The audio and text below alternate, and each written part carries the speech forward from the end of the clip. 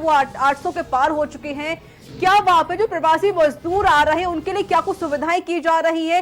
क्या ये लॉकडाउन 4.0 उनके लिए कितना सही साबित हो सकता है? कोई रियायत दी जा रही है मजदूरों के लिए?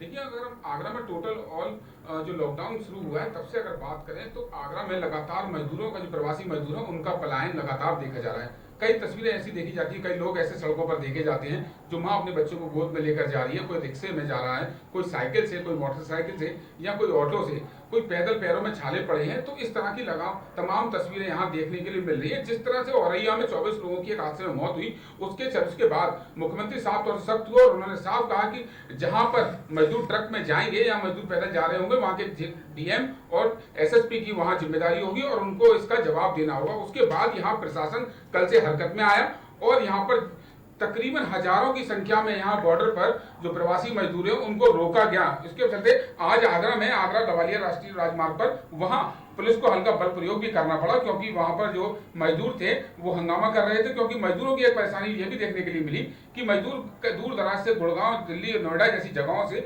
1,50,000 रुपए में अगर ट्रक भी कर लाए थे, वो यहाँ आकर जिस तरह से मुख्यमंत्री का आदेश था उस आदेश का पालन यहाँ पुलिसकर्मी और प्रशासन कर रहा था, उसके चलते यहाँ काफी बवाल यहाँ मचा। लेकिन पूरी तरह से यहाँ प्रशासन और पुलिस अब यहाँ पर जो बसों के माध्यम से ही जो दूर दराज के जो प्रवासी मजदूर हैं उनको भेजने का काम कर रही है। उसके लिए भले प्रशासन को थोड़ी परेशानी जरूर हो रही है, लेकिन अगर टोटल ऑल आगरा में बात करें तो लगातार 50 दिन से ऊपर का रिचार्ज समय हो चुका है। ये मजदूरों की जो संख्या है ये कम नहीं हो पा रही है, क्योंकि डेली यहाँ मजदूर देखे जा रहे हैं। सड़कों पर यहाँ आराम से मजदूर देखे जा सकते हैं। लेकिन अगर कल से हम बात करें औरैया के हादसे के बाद, तो यहाँ पर पुलिस सख्त है और अब ट्रकों को रोककर वहां से मजदूरों को आईएसबीटी भेज रही है। जो ट्रेन से जाने वाले हैं उनको ट्रेन की व्यवस्था करा रही है, या अब प्राइवेट बसों का भी संचालन शुरू कर दिया गया है, जो कि पहले यहाँ पर संचालन शुरू नहीं था। जी अजय, आपको रोकना चाहूंगी। हमारे छत्तीसगढ़ चलते हैं, जहां पर हमारे साथ छत्तीसगढ़ के स्टेट हेड सर्वे सिंह जुड़े हुए हैं। सर, जिस तरीके से लगातार आंकड़े बढ़ते जा रहे हैं, इसको लेकर लॉकडाउन भी आगे बढ़ा दिया गया है। अगर बात छत्तीसगढ़ की करें तो वहां पे जो आदिवासी है उनके लिए ये लॉकडाउन 4.0 कितना सही साबित होगा? क्या उनके लिए कोई रियायत दी जाएगी छत्तीसगढ़ में? देखिए रिया, मैं इस पे एक चीज बहुत बड़ा खुलासा आपको करना चाहूंगा कि छत्तीसगढ़ ने अभी तक की जो परफॉर्मेंस दी थी अगेंस्ट कोरोना, कोविड-19, उसके अगेंस्ट देखा जाए तो इसका परफॉर्मेंस बहुत अच्छा था छत्तीसगढ़ का, जिससे उम्मीद की जा रही थी कि लॉकडाउन 4 में काफी रियायतें सरकार देगी। जिस प्रकार से, माफ कीजिएगा, जिस प्रकार से केंद्र सरकार ने, गृह मंत्रालय ने जो इशारे किए हैं कि बहुत सारी रियायतें देने के, लेकिन वो नहीं लगता है कि वो छत्तीसगढ़ को मिल पाएगा। वजह यह है कि आज जब लॉकडाउन का अंतिम दिवस है और इसी दिन पूरे छत्तीसगढ़ के एक ही जिले से अचानक 9 कोरोना पॉजिटिव पाए जाते हैं, तो इन्हें देखते हुए माना जा सकता है कि शायद उतनी रियायत ना मिले जितनी रियायत की उम्मीद छत्तीसगढ़ वासी कर रहे थे। जी अगर हम आदिवासियों की बात करें तो उनके लिए ये लॉकडाउन 4.0 कितना सही साबित हो सकता है? देखा जा रहा है कि जो आदिवासी है, सरकार उनके लिए क्या कुछ कर रही है। उनके पास ना तो रहने के लिए घर होता है, ना खाने के लिए खाना होता है, तो उनके लिए सरकार क्या कुछ कर रही है? कोई सुविधा मुहैया कराई जा रही है क्या आदिवासियों के लिए? दूरस्थ अंचलों में बसे हुए निवासरत जो भी श्रमिक या आदिवासी परिवार के जो लोग थे, उनके स्थानीय स्तर पे व्यवस्था सरकार ने, छत्तीसगढ़ स्थानीय सरकार ने स्थानीय लेवल पर लगभग उसी समय से प्रारंभ कर दी थी रिया जी, जिस वक्त से ये कोरोना को लेकर, लॉकडाउन को लेकर या जनता कर्फ्यू को लेकर बातें चल रही थी। इसलिए यदि इंटरनल या इंटीरियर क्षेत्रों की बात करें, हम सघन क्षेत्रों की बातें करें, तो वहां पर बहुत ज्यादा प्रॉब्लम नहीं आएगी। लेकिन एक जो सबसे बड़ी समस्या का सामना यहाँ छत्तीसगढ़ वासी कर रहे थे, वो था एक जिले से दूसरे जिले जाना, जिसकी उम्मीद छत्तीसगढ़ वासियों को थी, खासकर दूरस्थ अंचलों के लोगों को थी कि शायद बस सेवा प्रारंभ कर दी जाए तो हम कम से कम ग्रीन जोन के जितने जिले हैं वहां हम अपने परिवार पे या घर पे जा सकें। इस वजह से, लेकिन देख के नहीं लग रहा है कि शायद बस सेवा प्रारंभ की जाए। और रही बात आदिवासियों की या प्रवासी मजदूरों की, उसके लिए जो व्यवस्थाएं की गई थी। हमारे साथ उत्तर प्रदेश के उद्योग मंत्री सतीश महाना जुड़े हुए फोन लाइन पर।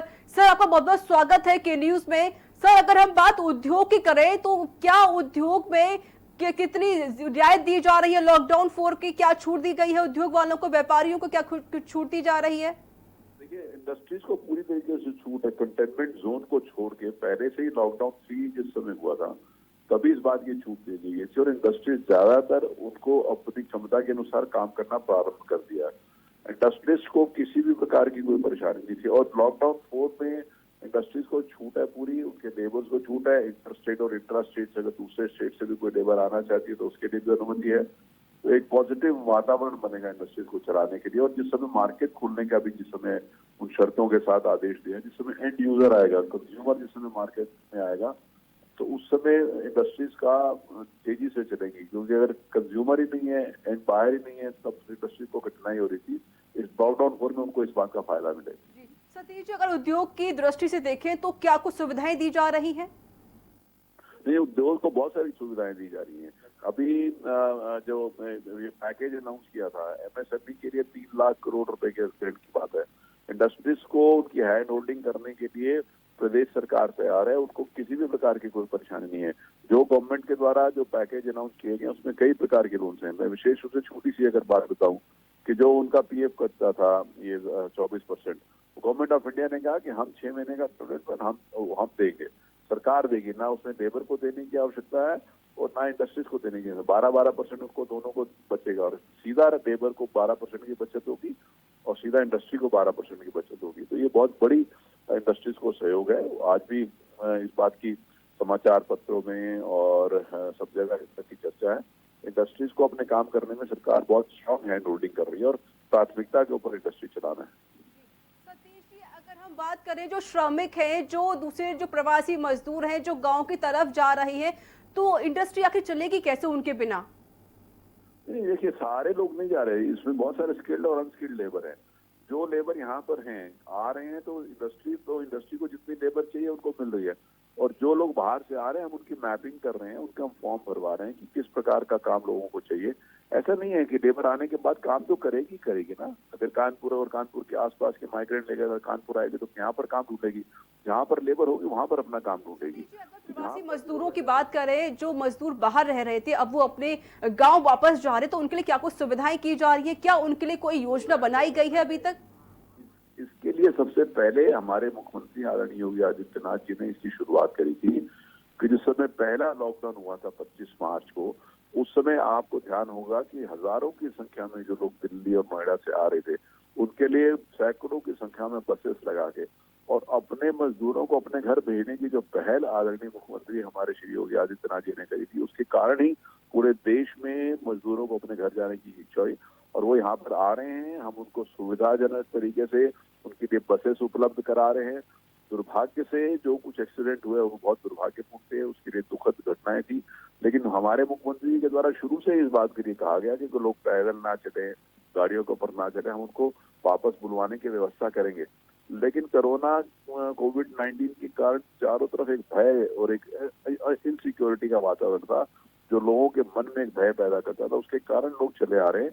आज भी कई हजारों बसों के द्वारा उनको अपने घर भेजने की व्यवस्था की जा रही है।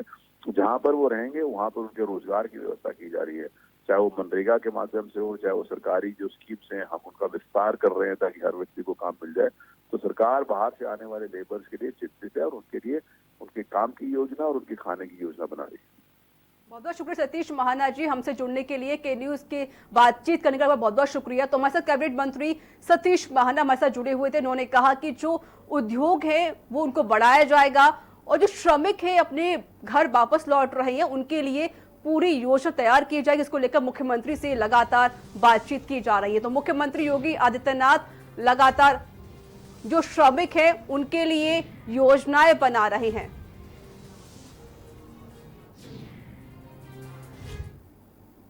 तो जिस तरीके से लगातार आंकड़े बढ़ते जा रहे हैं, इसको लेकर लॉकडाउन भी बढ़ा दिया गया है, यानी 31 मई तक लॉकडाउन आगे बढ़ा दिया गया है।